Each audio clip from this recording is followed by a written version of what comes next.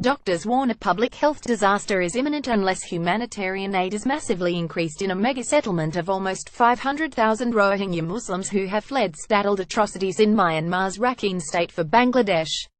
The situation in the camps is so incredibly fragile, especially with regard to shelter, food, water and sanitation, that one small event could lead to an outbreak that may be a tipping point between a crisis and catastrophe, said Robert Onus, an emergency coordinator for the international medical humanitarian organization Médecins Sans Frontières Doctors Without Borders.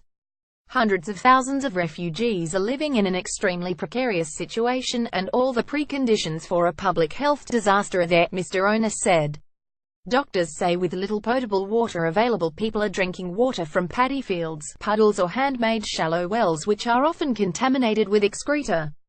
Diarrhea-related diseases are widespread. More than 420,000 Rohingya have arrived in Bangladesh since Myanmar security forces launched what the UN describes as a campaign of ethnic cleansing in Rakhine, in response to insurgent attacks on about 30 police posts and a military base on August 25. They are squatting in makeshift settlements that have merged two pre-existing camps called Kutub Palong and Balikali, creating one of the world's largest refugee populations, aid agencies say. The refugee agency UNHCR and agencies such as the International Red Cross and Save the Children have launched appeals for donations to deliver emergency supplies to the camps.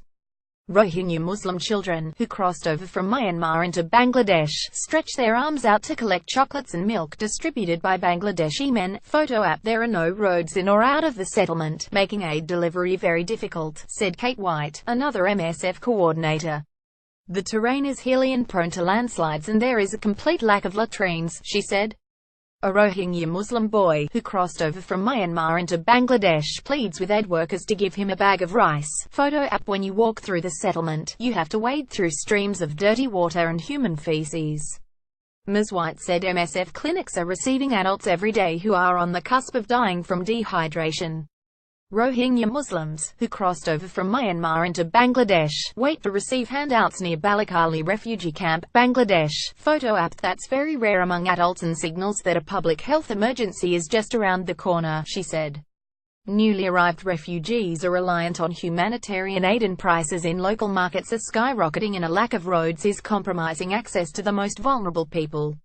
Rohingya Muslim women, who crossed over from Myanmar into Bangladesh, hold their children as they wait to receive aid near Balikali refugee camp. Photo app. With very little money and chaotic, congested and insufficient food distributions, many Rohingya are only eating one meal of plain rice per day, Ms. White said. Medical facilities are overwhelmed treating thousands of patients, who include those suffering from violence-related injuries and sexual violence. MSF says comprehensive vaccination campaigns for measles and cholera need to be launched immediately to reduce the outbreak of disease and protect the Rohingya and Bangladeshi populations. The number of Rohingya who have fled Rakhine, including from earlier departures as long ago as 1978, now tops 800,000, aid agencies say. Human rights groups say more are on the way. In Rakhine, the ability of aid agencies to deliver emergency supplies to stricken communities has been severely restricted after Myanmar's civilian leader Aung San Suu Kyi accused some agencies of being linked to terrorist insurgents.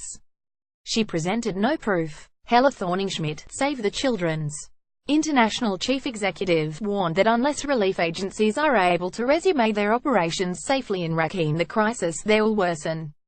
Save the Children estimates almost 250,000 children have crossed the border into Bangladesh since late August. Hundreds of them have arrived alone, having been separated from their families in the chaos of escape or because their family members were killed. Children with no one to look after them are the most vulnerable and are at increased risk of exploitation, abuse and trafficking, Ms. Thorning-Schmidt said.